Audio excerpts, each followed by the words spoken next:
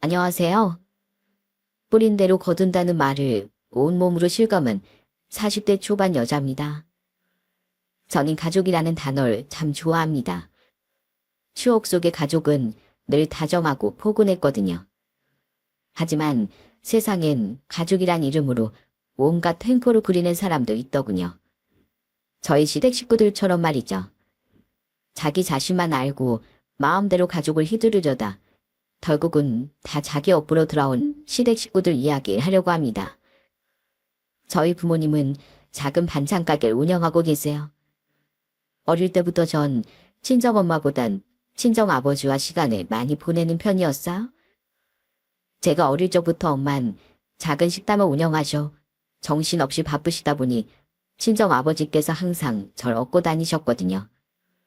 동물원도 놀이공원도 저의 기억 속 즐겁고 행복했던 시간에 꼭 친정아버지의 손을 잡고 있었답니다.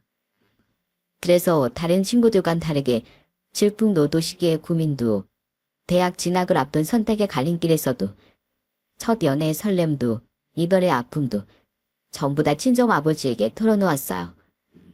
친정아버지는 늘 제 말을 잘 들어주는 사람이자 저의 가장 큰 지지자였죠. 지금 아빠는 은퇴를 하시고 엄마와 함께 반찬가게를 하고 계시고요. 엄마도 식당을 운영하시다 10년 전부터 반찬가게로 업종을 변경하셨거든요. 남편을 만난 것은 대학 선배의 소개였어요. 저보다 3살 많은 은행원이었죠. 광고회사 다니는 저와는 전혀 다른 사람이라 처음엔 거절했었는데 선배가 정말 좋은 사람이라며 적극 추천을 하더라고요. 등 떠밀려 나간 자리라서 그런지 몰라도 남편의 첫인상은 별로였어요. 웃으며 이것저것 말하는데 꼭 영업용 미소가 땄거든요. 그래서 한 번 만나고 그만둘 생각이었는데 대화도 잘 통하고 무엇보다도 제 이야기를 잘 들어주더군요. 상대방의 이야기에 경청한다는 게 무척이나 힘든 일인데 말이죠. 이후 저는 남편을 만나면서 호감이 점점 커졌고 남편 역시 마찬가지였어요. 연애 2년 차 저희는 진지하게 결혼에 대해 이야기를 나누기 시작했습니다. 저희 집에선 제가 만나는 남자가 있다는 걸 예전부터 알고 계셨죠. 특히 친정아버지는 남편에 대해 너무 많은 이야기 들어서 내적 친밀감까지 느끼고 계셨답니다. 친정아버지는 남편을 만날 생각에 무척이나 들떠 계셨어요? 하지만 막상 집에 인사 온 남편을 본 친정아버지의 반응은 예상과는 완전 달랐죠. 긴장될 것 하나 없다고 그렇게 큰 소리 치셨으면서 말씀도 제대로 못하고 삐걱거리시는데 웃음을 참느라고 혼났답니다. 거기에 남편까지 같은 상황이니 저와 친정엄만 결국 참지 못하고 한참을 웃어야 했죠. 남편과 친정아버지는 왜 웃는지 전혀 이해하지 못하는 얼굴로 저를 바라보더군요.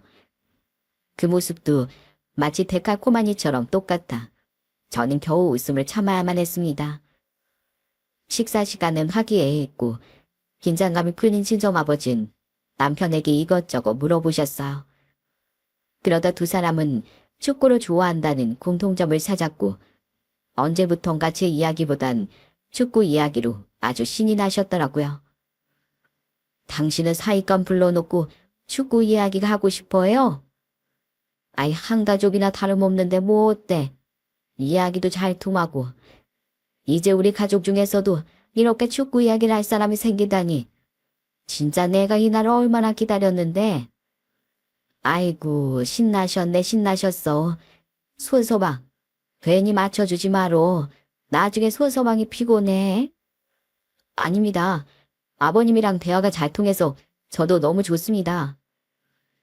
아직 결혼도 안 했는데 무슨 손서방이냐는 제 핀잔에도 가족들은 남편을 무척이나 반겨주었어요. 남편도 저희 가족들이 너무 사랑스럽다며 앞으로도 자주 인사드리러 와야겠다고 하더군요. 제가 사랑하는 사람이 저희 가족들을 사랑스럽다고 표현하니까 기분이 무척이나 좋더라고요.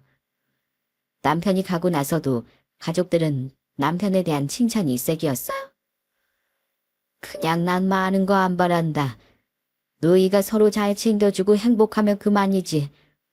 은하 네가 행복하다면 네 아빠는 무조건 찬성이야.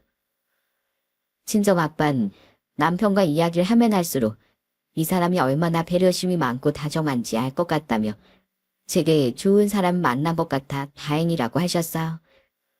이제 마음 놓을 수 있겠다고 하시는데 괜히 눈물이 났죠.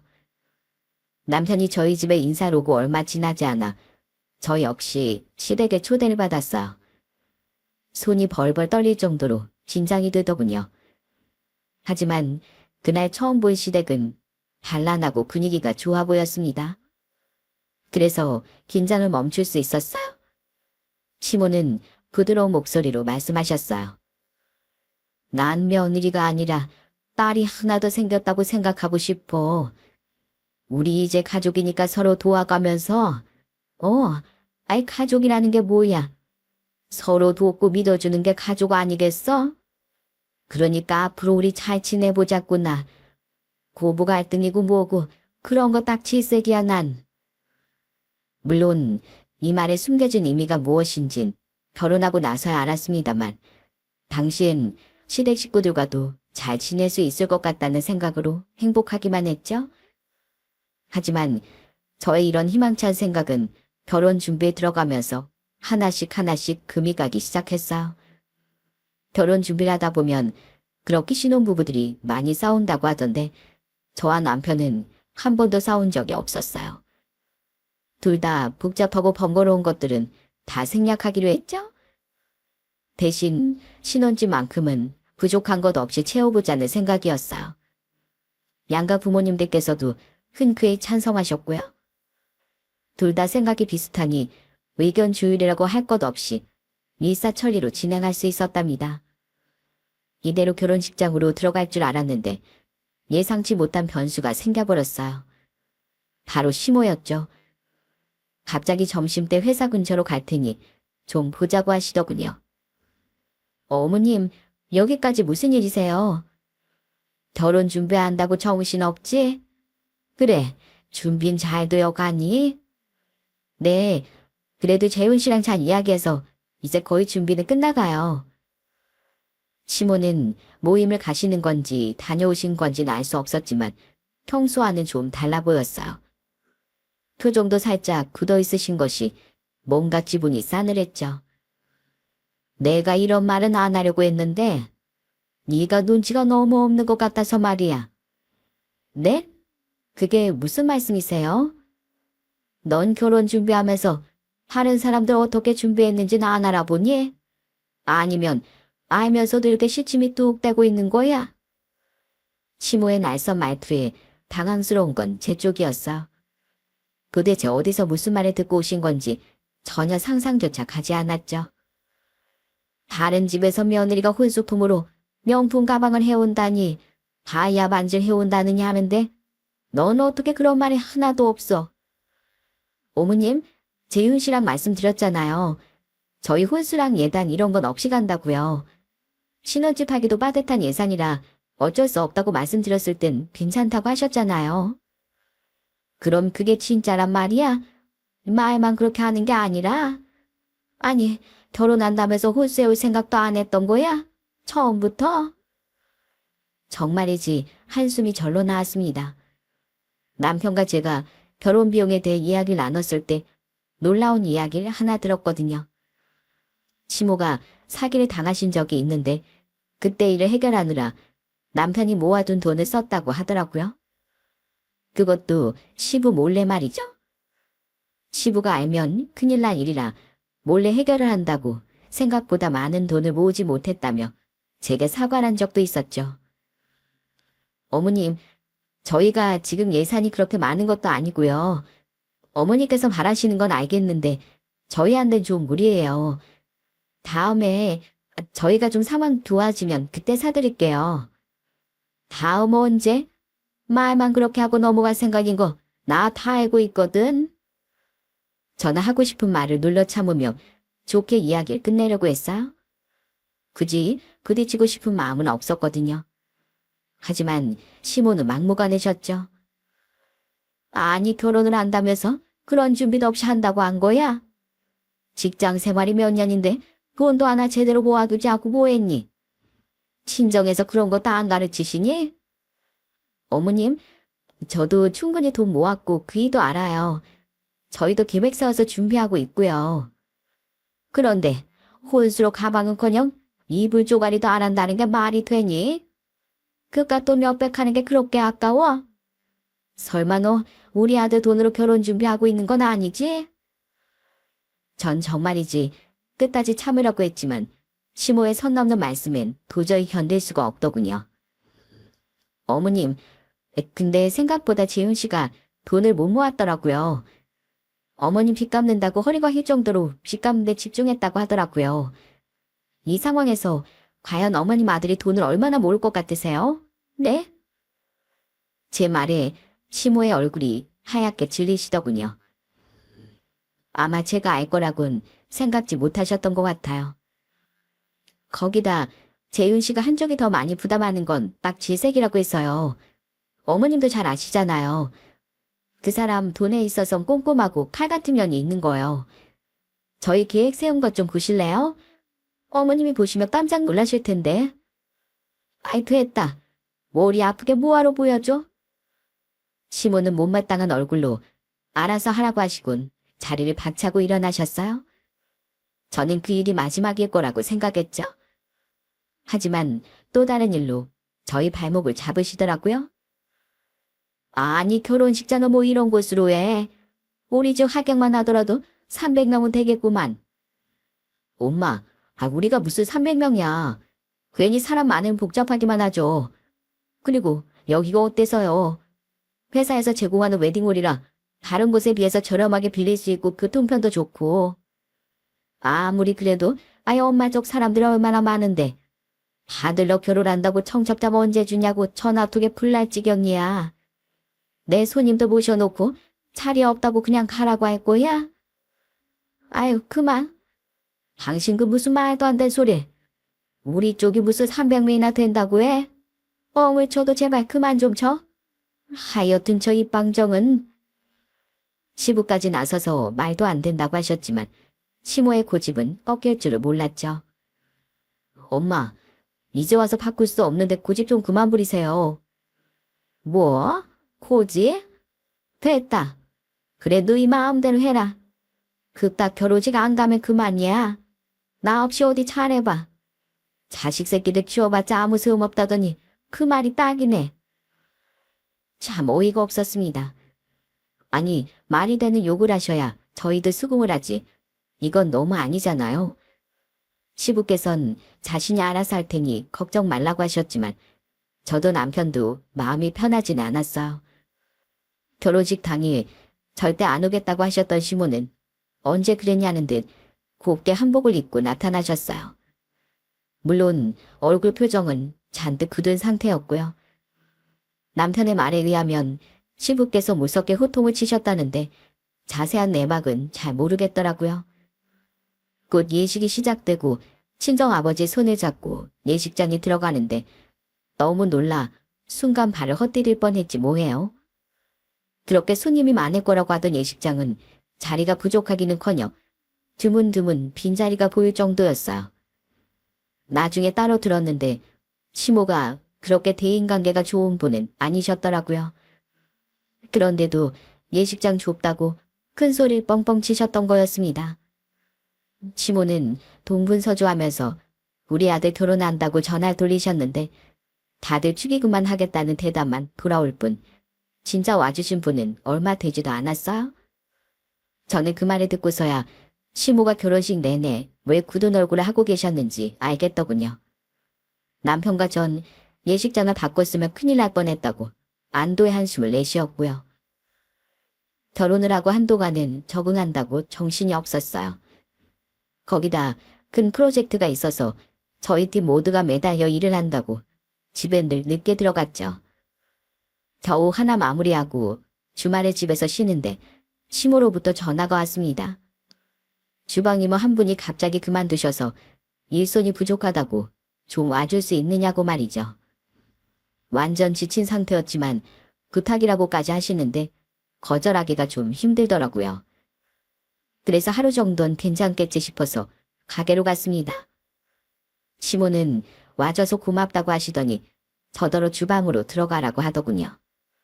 저는 눈치껏 주방 직원들의 움직임에 맞춰 설거지며 전처리 등을 도왔답니다.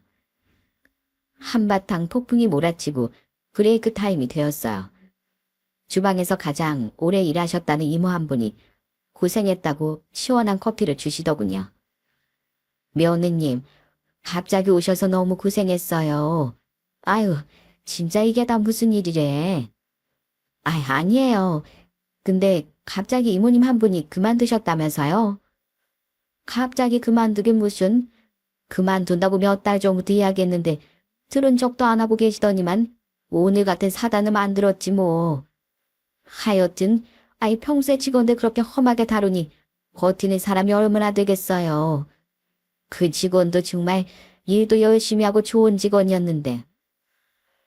주방 이모님은 목소리를 낮추시더니 자신도 곧 그만둘 생각이지만 여기 주방만큼 사람이 자주 바뀌는 곳을 본 적이 없다고 하셨죠. 저는 의외의 말에 고개를 갸웃거렸어요. 주방 이모님은 그런 제가 안쓰럽다는 표정으로 말씀하셨죠. 내가 미리 말해주는데 자꾸 여기 오고 그러지 마요. 다음에 또 부르면 바쁘다고 해. 내가 사장님이랑 3년 정도 일해봤는데 며느님 이렇게 와서 도와주면 사람과 할 생각 안 하고 그냥 며느님 일 시킬 생각만 할 사람이야. 며느님이 와서 이렇게 해주면 인건비도 안 들고 사장 입장에서 얼마나 좋겠어. 주방 이모님은 시모가 악질 사장 중에서도 최고라고 다음엔 절대 오지 말라고 신신당부하셨어요. 저는 설마 또 부르실까? 분명 사람 구한다고 하셨으니까 걱정할 필요가 없을 거라고 생각했습니다. 하지만 그건 저의 우산이었죠. 그 다음 주도 또 다음 주도 시모는 주말마다 절 찾으셨어요? 가족끼리 돕고 살아야 하지 않겠냐며 사람이 잘 안 구해진다고 한 번만 도와달라고 하셨죠. 안 간다고 하면 정말로 곡소리를 내셨습니다. 하지만 그 한 번만이 계속 반복이 되자 저도 도저히 못하겠더라고요. 그리고 성격 또한 정말로 괴팍했습니다. 시모는 손님이 많을 땐 아이고 우리 며느리 고생했어 이러더니만 손님이 없을 땐 에어컨을 켜둔다고 소리소리를 지르는데 정말이지 소름이 돋더라고요. 저한테도 이러는데 평소에 알바생이나 직원들한테 어떻게 대했는지 상상이 갔습니다. 당연히 이렇게 행동하시니 직원들이 며칠 몇 달을 못 버티겠죠? 정말이지 어떻게 이렇게 가게를 운영하고 계시나 놀라울 뿐이었어. 그래서 저도 더 이상은 못 나가겠다고 선전포고를 했습니다. 어머님, 저 앞으로는 주말에 가게 나가는 거 안 하려고요. 아니, 그게 무슨 소리냐? 갑자기 안 온다니. 그럼 난 장사 어떻게 하라고? 사람 구한다고 하셨으면서 한 달이 다 되어가도록 소식이 없으시잖아요.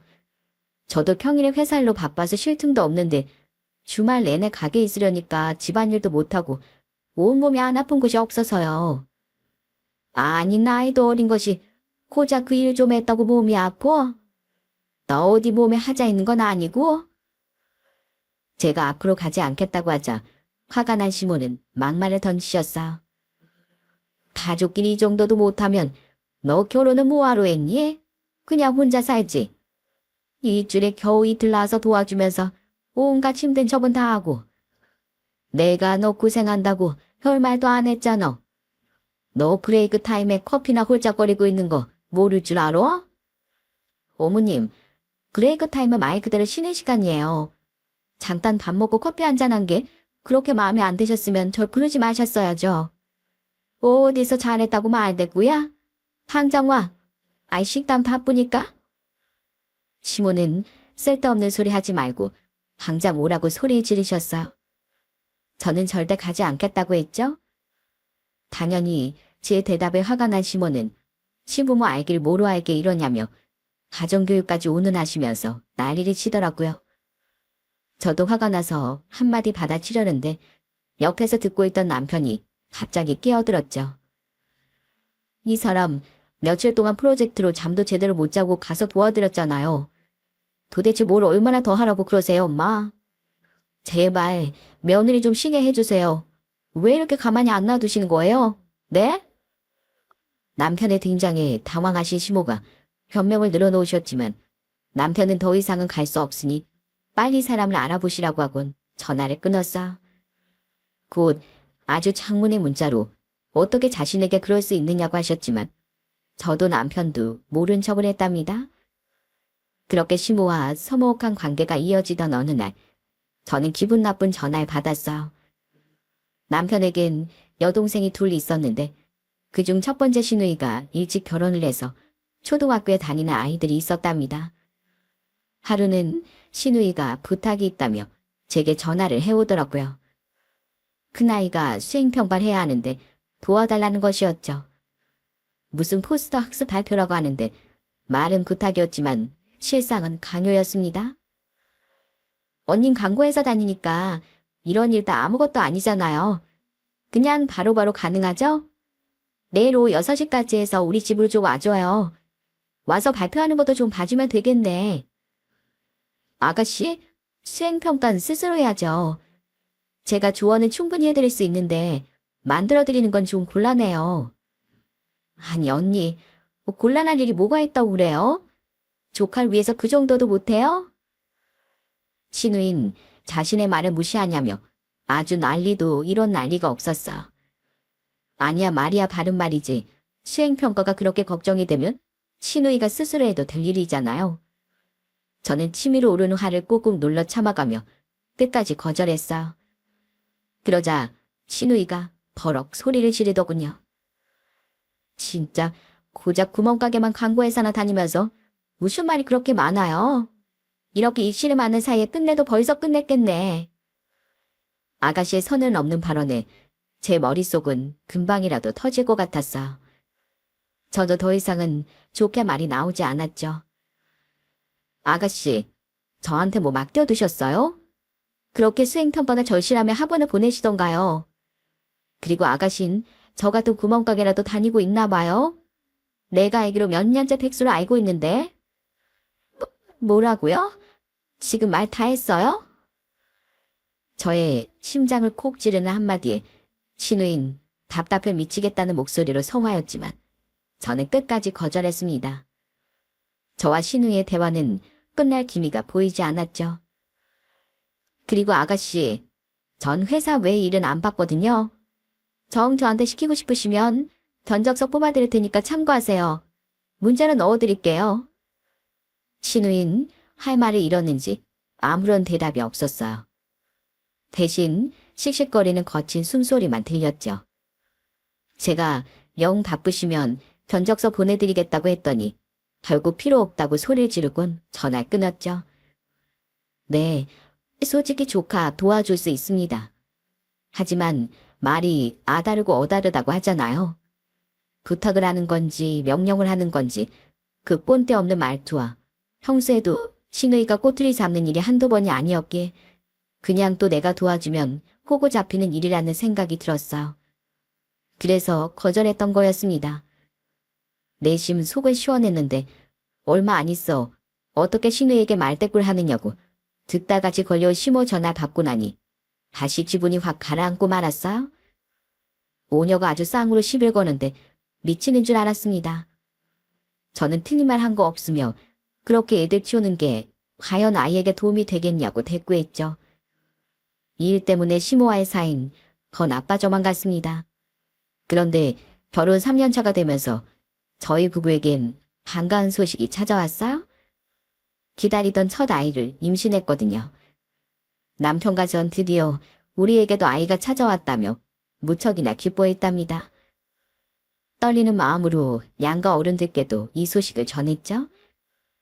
친정 아버지께선 첫 손주를 보게 생겼다고 잔뜩 들뜬 목소리로 제 몸은 어떤지 물어보셨어요. 그리곤 앞으로 무슨 일이 있거든 주저하지 말고 연락하라고 하셨죠. 시부모님도 축하한다고 하셨고요. 저만 보면 냉랭하게 구셨던 시모마저도 기뻐하셨답니다. 점점 제 배가 불러오자 시모는 배만 봐도 알 수 있다며 분명 아들이라고 하셨죠. 하지만 병원에서 딸이라고 하자 시모는 노골적으로 실망한 얼굴을 하셨어요. 뭐 딸이라고? 아들을 낳아야지. 딸이 뭐니, 딸이. 어머님, 저희는 아들이든 딸이든 상관없어요. 내가 상관 있어. 다른 며느리들은 떡두꺼비 같은 아들 떡하니 잘도 낳더니만, 아휴, 초대부터 딸이라니 영 마음에 안 든다. 말씀이 너무 심하신 거 아니에요? 세상에 아직 태어나지도 않은 손이한테 그런 말을 하고 싶으세요? 기분이 상한 전 시모에게 따지듯이 물었어? 그랬더니 농담이라며 애들로 넘어가려고 하더군요. 문자고 한 말에 넌 뭘 그렇게 기를 쓰고 달려들어? 어디 며느리 무서워서 말하겠니? 나중엔 이 시애미 병들고 늙으면 참아먹겠다 너. 어디 무서워서 살겠어? 누가 그런 말을 웃자고 해요. 부탁드릴게요. 다신 어머님 아들 거리지 말아주세요. 저흰 우리 딸이 그런 말 듣는 거 싫습니다. 제가 정색을 하고 말하자 시모는 알겠다며 후다닥 그 자리를 피하시더군요. 가시면서 며느리 눈칫밥 먹는다고 서럽다고 하셨지만 저는 들은 척도 하지 않았어요. 임신기간 동안 저는 입덧을 심하게 했습니다. 어떤 음식이든 역한 냄새가 올라와 미칠 것 같았죠. 하지만 딱 하나 부모님이 해주신 동치미는 술술 넘어가더라고요. 평소 동치미는 거들떠도 보지 않던 제가 그것만 먹는다는 소식에 부모님께선 매주 동치미를 만들어 오셨어요. 가끔은 국수를 말아 먹어도 좋다며 오실 때마다 동치미를 이용한 요리 만들어주기도 하셨죠. 친정 아버지가 아니었으면 옆배는 더 고생했을지도 모른다고 생각하면 지금도 한숨이 나올 정도예요. 물론 제 입덧을 걱정하시는 분이 부모님만 계신 것은 아니었어요. 시부는 과일을 종종 보내주셨는데 그날도 막내 신의 편으로 과일을 보내셨죠. 제가 좋아하는 딸기가 가득한 아이스 박스를 말입니다. 어머, 딸기를 이 계절에 어떻게 구하셨대요? 나야 모르죠. 근데 언니, 밥 없어요? 나 배고픈데. 집에 먹을 거 많잖아요, 임산부니까. 막내 신우인 배가 고프다며 주방을 뒤지기 시작하더군요. 냉장고에 먹을 것이 왜 이렇게 없냐고 짜증을 내더니 동치미 맛이라도 좀 보자며 한 국자 덜더라고요. 우와, 완전 맛있는데요? 언니, 이 동치미 어디서 났어요? 대박, 엄마 가게에서 먹는 것보다 훨씬 맛있는데요? 아, 제가 입덧한다고 친정아버지가 만들어주셨어요. 그럼 언니 또 해달라고 하면 되겠네. 그럼 이건 내가 가져가도 되죠? 아가씨, 그걸 다 가져간다고요? 이런 사람이 다 있나 싶어 보고 있는데 제 시선에 느껴지지도 않는지 막내 시누이가 진짜 김치통을 들고 그대로 나가버리더군요. 몸이 무거운 전 쫓아가지도 못하고 그저 바라보고만 있었죠. 하지만 이대로 넘어가고 싶진 않았어. 그래서 저는 바로 전화를 걸었죠. 아버님, 딸기 너무 감사해요. 하나 먹었는데 너무 맛있더라고요. 재윤이가 너 딸기 찾는다기에 내가 지인한테 부탁했지. 앞으로 먹고 싶으면 또 언제든지 말하거라. 감사해요, 아버님. 막내 아가씨가 저희 집 동치미 맛있다고 가져가셨는데 아버님도 시원하게 한번 드셔보세요. 동치미? 너 입덧 때문에 동치미밖에 안 먹는다고 하던데 그걸 뭐하러 챙겨줘? 너 먹어야지. 아가씨가 너무 맛있다고 꼭 가져가야겠다고 하셔서요. 근데 있는 거 그냥 다 가져가셔서 제가 세 통에 담아드리지도 못하고 쓰던 거 그대로 보내드렸네요. 어쩌죠? 뭐? 그걸 다 가져와? 내가 이걸 그냥... 알았다. 제 말에 시부는 크고 작고 간에 왜 이렇게 사고를 치는지 모르겠다며 한숨을 내쉬곤 미안하다고 하시더군요. 저는 괜찮다고 시부께서 맛있게 드셔주셨으면 좋겠다고 말했죠. 전화를 끊고 얼마 안 있어 바로 막내 신우에게 미안하다고 문자가 왔더군요. 아마도 시부한테 된통 혼난 것 같았어요. 저는 괜찮다고 할까 하다가 그냥 답을 하지 않았습니다. 몇 달 후 드디어 기다리던 첫 아이가 태어나고 저는 육아로 정신없이 바쁜 날들을 보냈어요. 첫 애이다 보니 저도 모르는 것 투성이었죠. 친정 아버지가 아니었다면 혼자서 우왕좌왕하다가 지쳐 쓰러졌을지도 모릅니다. 가게는 친정엄마에게 맡기고 시간 날 때마다 오셔서 절 도와주셨거든요. 친정아버지 덕분에 잠이라도 겨우 잘 수 있었죠. 그렇게 육아로 힘들어하는데 시모가 전화를 하셨더라고요. 저한테 먼저 전화하는 일이 거의 없었는데 말입니다. 너 육아휴직 냈다고 했지? 잘 됐구나.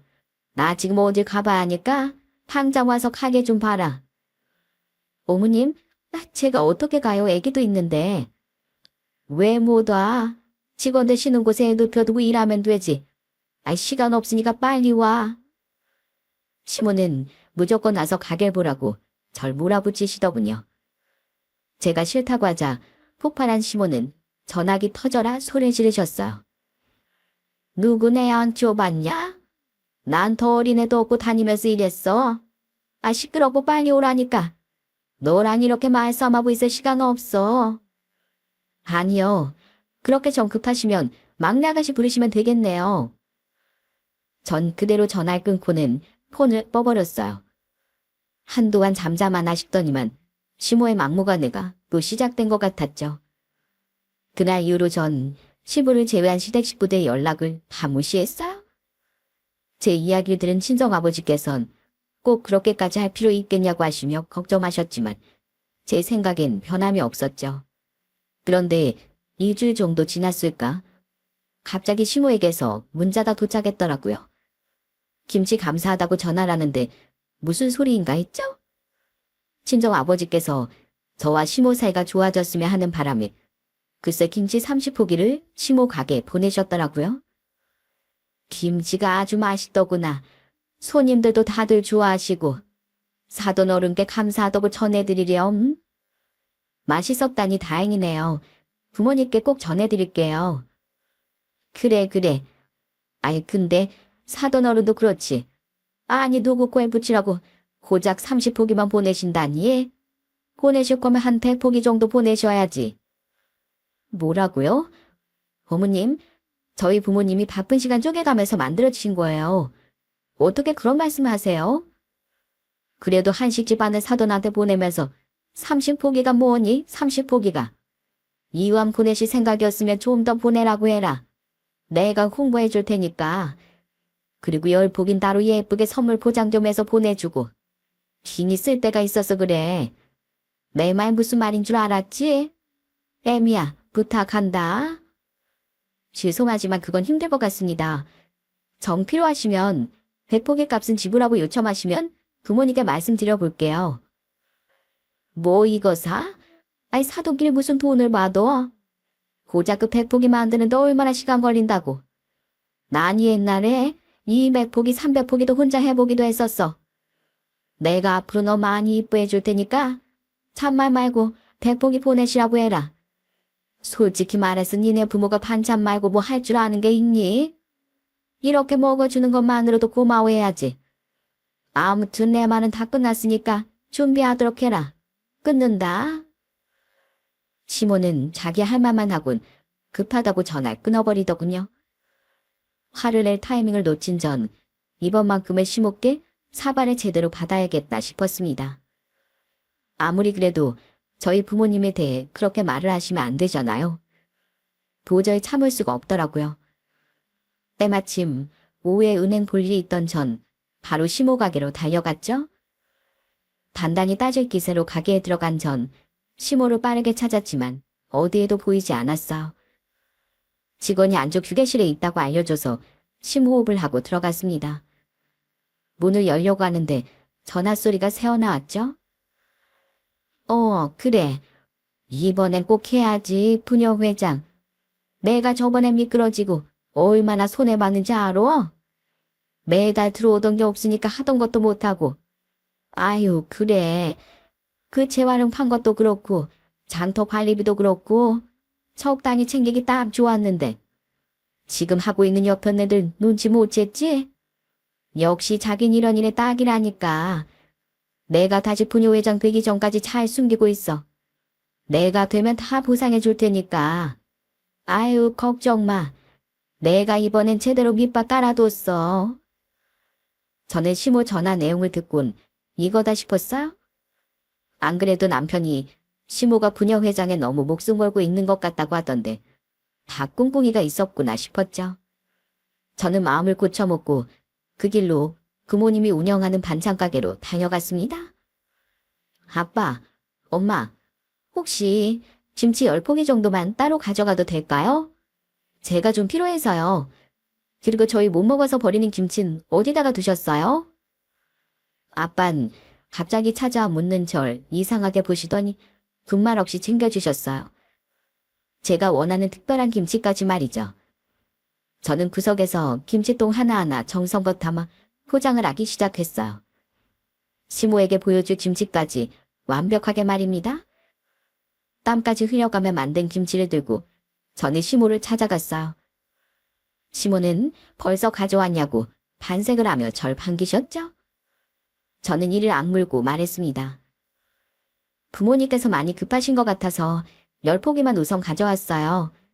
포장도 좀 신경 썼는데 마음에 드시는지 모르겠어요. 여기 김치 좀 드셔보세요.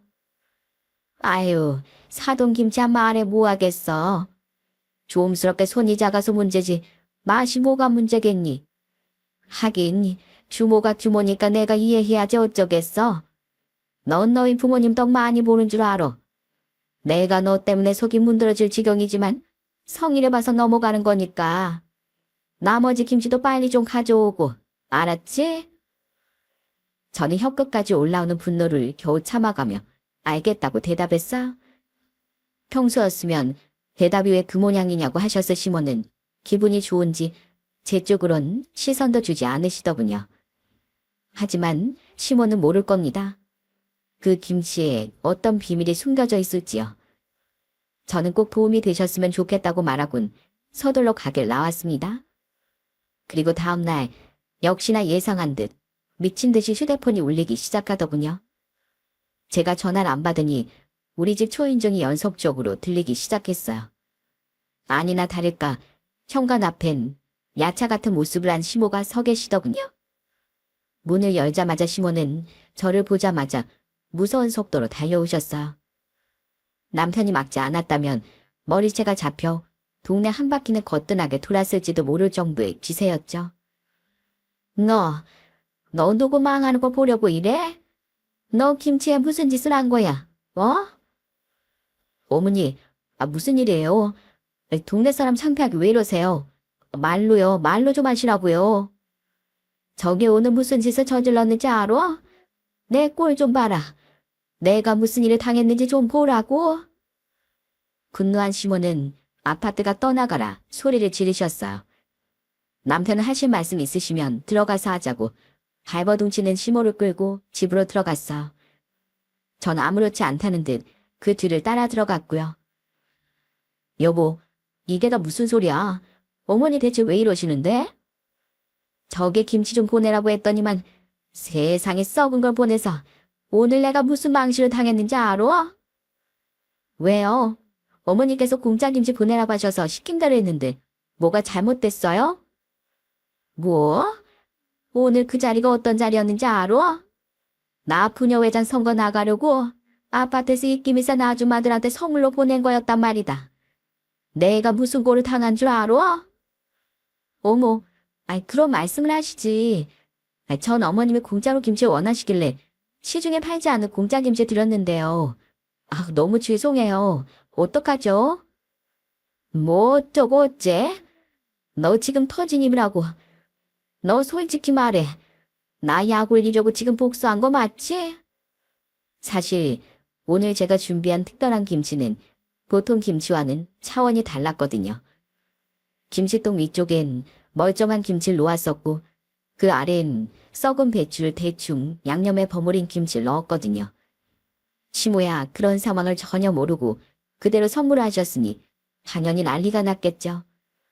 시모는 그 사람들이 전화가 불이 나게 와서 내 꼴이 말이 아니었다며 앞으로 어떻게 책임질 거냐고 방방 뜨셨어요. 남편은 입을 떡하고 벌리곤 저와 시모를 번갈아 바라보기만 할 뿐 아무 말도 못했고요. 그러게 왜 아무 말이나 함부로 하세요? 저희 부모님이 좋은 마음으로 만들어서 보내주신 건데 근데 뭐라고 하셨어요? 반찬가게가 작아서 사람 씀씀이도 작다고요? 우리 부모님이 할 줄 아는 게 없으니 반찬가게는 하고 있다고요? 어떻게 그런 말을 쉽게 하세요?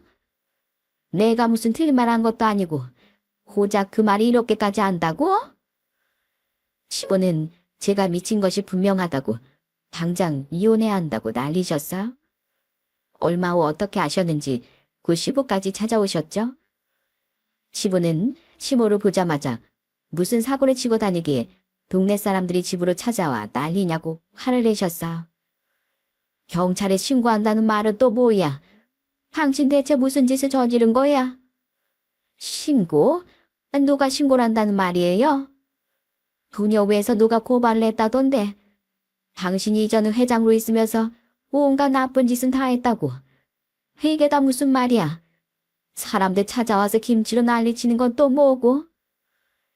사색이 된 시모는 이 모든 일이 다 저 때문이라고 하셨지만 시부는 무슨 말도 안 되는 억지냐며 호통을 치셨습니다. 저는 시부께 솔직하게 모든 일을 고백했어. 그동안 서운했던 일, 시모의 막무가내 행동들 하나도 빠짐없이 전부요. 에휴, 사람은 역시 고쳐 쓰는 게 아니라고 하더니만 내가 그렇게 말려도 결국은 이 사단이 벌어지는구만. 아이고, 내 팔자야. 내 탓이 아니야, 여보. 집에 며느리 하나 잘못 들어와서 이런 거라고. 그 주둥아리 안다도? 지금 누구 탓을 해? 다 당신이 저지른 행동이면서 며느리 탓은 왜 해? 시부는 이대로는 못 살겠으니 가서 덜판을 내자며 시모를 잡아 끌었어요. 시모는 끝까지 자기 잘못은 없다고 하셨지만 시부의 반응은 냉랭하기만 했죠. 시모의 부녀의 사건은 생각보다 파장이 컸습니다. 전 이 부녀의 사건은 전혀 알지 못하는 내용이었어요. 알고 보니 김치 사건이 벌어지기 전에 부녀회에서 시모를 경찰에 고발한 거였죠. 예전에 시모가 부녀회에 있을 때 아파트 관리소 여직원과 짜고 공금을 횡령했다고 하더군요. 무슨 아파트 행사가 있을 때마다 뒷돈을 받아먹었던 모양이었어요. 그랬던 사람이 또 부녀회장에 나와 헤쳐먹으려고 하니까 시모를 시기 질투하고 비리를 알고 있었던 아파트 주민이 모든 비리를 폭로했고 그래서 경찰 구속까지 당한 상황이었던 거죠. 알고 보니 그 아파트엔 시모를 따르는 시모파, 경쟁을 하는 다른 파가 있었습니다. 근데 웃긴 건 그 경쟁파에서 한때 시모와 가깝게 지냈던 사람이 시모를 배신하고 이 모든 비리를 폭로한 거였죠. 나중에 안 사실이지만 시모가 그 비리를 폭로한 주민에게 무수히 많은 실수를 했다고 하더라고요. 동료가 아닌 자기 조수로 생각했나 보더라고요. 하대는 기본에 무시라고 막말하며 결국 도저히 참지 못한 그 아파트 주민이 복수하고자 경쟁자 쪽의 모든 진실을 밝혀버린 거였습니다. 그러게 있을 때 잘해주지 얼마나 심하게 했으면 이렇게까지 했을까요? 결국 아파트에선 시모를 공금횡령으로 고발했고 그 관리소 여직원도 경찰 조사까지 받아야 했습니다. 처음엔 모르는 일을 하고 잡아떼던 시모도 증거가 나오자 꼼짝없이 털어놔야 했죠. 시모가 뒷돈 챙긴 금액은 무려 700만 원에 달했어요. 그러다 보니 시부는 물론이고 평소에 시모와 한통속이었던 신우들까지도 곡소리를 내기 시작했습니다. 아이고, 동네 부끄럽게 이게 무슨 일이냐. 사람들이 나가면 다 수근수근. 이대로 난 못 산다. 진짜 내가 엄마 때문에 미쳐. 도대체 무슨 짓을 저지르고 다니는 거예요? 시댁에서 어떻게 알았는지 다들 저 어떻게 보는지 알아요? 엄마 때문에 쪽팔려서 살 수가 없다니까 정말. 설마 엄마 처벌받거나 하는 건 아니죠? 엄마한테 범죄 기록 남으면 나 앞으로 결혼 어떻게 해? 범죄자 딸이라고 결혼 반대하면 어떻게 하냐고. 아니 무슨 엄마나 자식 앞길을 이렇게 막는데? 일이 일파만파로 퍼지자 시부는 도저히 그 동네에서 살 수 없다며 외곽지대로 이사 가셨습니다. 첫째 시누인 시모와 인연을 끊을 태세로 이제 막내를 하지 않았고 앞으로 자긴 친정이고 뭐고 없다며 히스테리를 부리는데 솔직히 시모 축소판이나 다름이 없더라고요. 막내 시누이도 마찬가지였습니다. 언젠 시모만 졸졸 따라다니더니 아주 쉽게 배신을 해버리더군요. 본인들 살 길을 찾는 듯이 말입니다. 몇 달의 수사 끝에 시모는 결국 집행유예 판결을 받았습니다. 교도소 신생 지진 않았지만 뒷돈 받은 돈도 다 토해내야 했고 가장 중요한 건 사람의 신뢰를 잃었다는 거였죠. 모든 사람들한테 말입니다. 그날 이후로 시모는 모든 경제권을 시부께 내놔야 했고 운영하는 식당도 결국 폐업을 하게 됐습니다. 나도 속았다고. 나만 잘 먹고 잘 살자고 그랬던 것 같아. 다 우리 가족을 위해서 그런 거라고. 그리고 그 역편내가 나 대신할 줄은 꿈에도 몰랐다고. 아이고, 내 신세 망쳤네. 다 잃었어. 모든 걸 잃었다고. 역시나 시모는 끝까지 본인 탓이 아닌 남 탓을 하더군요.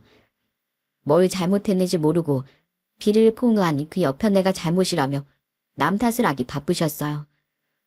반성이란 건 찾아보기도 힘들었습니다. 그렇게 시간이 흘러 2년이라는 시간이 흘렀습니다. 그 사이 저는 둘째를 임신했어요. 이번엔 아들이라고 하더라고요. 첫째 땐 그렇게 입덧으로 힘들었는데 이번엔 반대로 먹덧이 터져서 다른 의미로 고생을 했답니다. 시부는 오히려 잘 먹어서 좋다며 종종 제가 좋아하는 것들을 가지고 오셨어요. 하루는 슬쩍 시모 소식을 물었더니 씁쓸하게 웃으시며 사람들에만 아직 한참은 남았다고 하셨죠. 얼마 뒤 시모도 아들이라는 소식을 들었는지 연락이 와선 축하한다고 하셨어요. 임신했단 말에 일찍 전화하려고 했는데 좀 늦어졌네. 근데 혼자 해보면서 힘들지 않니? 내가 가서 좀 도와주랴? 아니에요. 부모님이 자주 와서 도와주고 계시니까 안 그러셔도 돼요. 그래도 외할아버지 외할머니보단 친할머니가 봐주는 게 더 좋지 않을까? 괜찮습니다, 어머님. 마음만 감사하게 받을게요. 저는 단칼에 거절하고 시모 건강이나 챙기시라고 했습니다. 알고 보니 그 일이 있은 후 잔병치를 하고 계신다고 하더라고요. 스트레스가 만병의 원인이라고 하는데 시부에게 매일 잔소리를 듣고 계시고 믿었던 딸들에게조차 팽당하시고 남편마저도 시모 정신 차리려면 멀었다면서 나 몰라라 하니 정신적으로 많이 외로우셨나 보더라고요. 그래서 결국은 앙숙인 저한테까지 연락을 해온 거였습니다. 여러분들 아실 겁니다. 외로움이 얼마나 고독하고 무섭다는 것을요. 내가 너희 시부 때문에 못 살겠어. 어딜 나가지 못하게 해. 사람도 못 만나게 하고 코앞에 있는 마트도 혼자 못 가게 해. 게다가 용돈 한 푼 주지도 않고 이러다 숨 쉬는 것도 다 허락받아야 될 정도야. 사람이 어떻게 이러고 사니? 그러니까 사람 하나 살린다 생각하고 잠깐만 너희 집에 가 있으면 안 되겠니? 아휴, 딸이라는 것들은 지들 엄마 전화도 안 받고 나 이러다 진짜 말라 죽겠어. 설마요. 아버님이 어머님 잘 되라고 그러시는 거겠죠. 그 난리가 있고 나서도 아버님이 그래도 가족이라고 품고 가시잖아요. 힘드실 텐데 어머님 생각해서 신경 써주시는 거 가지고 아버님 속상하게 그런 말씀 마세요. 그러니까 앞으론 아버님이 하자고 하시는 대로만 하세요. 어머님 아시겠죠? 제 말에 시모는 자기 맘 빼고 다 한패라며 이대론 죽을 것 같다고 우는 소리를 하셨지만 저는 부드러운 목소리로 시부가 절대 그럴 분이 아니시니 참고 사시라고 말하곤 그대로 전화를 끊었답니다. 그 전화 이후에도 몇 번의 더 전화가 왔지만 저는 여전히 같은 대답만 들려드리고 있는 상황이에요. 시부께서 워낙에 정정하시다 보니 시모의 고생은 앞으로도 이어질 것 같더라고요. 아마도 시모를 사람 만들기 위해 시부의 참교육이 들어가고 있는 걸로 보였습니다. 저희 부모님은 아직도 알콩달콩 반찬가게를 운영하고 계십니다. 두 분을 보면 항상 제 마음이 즐겁습니다. 무슨 일을 할 땐 항상 함께 하시고 서로 존댓말도 쓰시고 지금도 함께 걸을 땐 손을 꼭 잡고 다니시거든요. 그런 모습을 보면 저도 제 남편과 추후에 저런 모습으로 살고 싶다는 삶의 소망이 있습니다. 그럴 수 있겠죠? 이번 일을 겪으면서 참 많은 생각이 들더군요. 나쁜 마음을 먹고 좋지 못한 행동으로 인해 남에게 피해를 주게 된다면 결국엔 다 자기 업보로 돌아오게 된다는 걸 뼈저리게 느낄 수 있는 시간이었죠.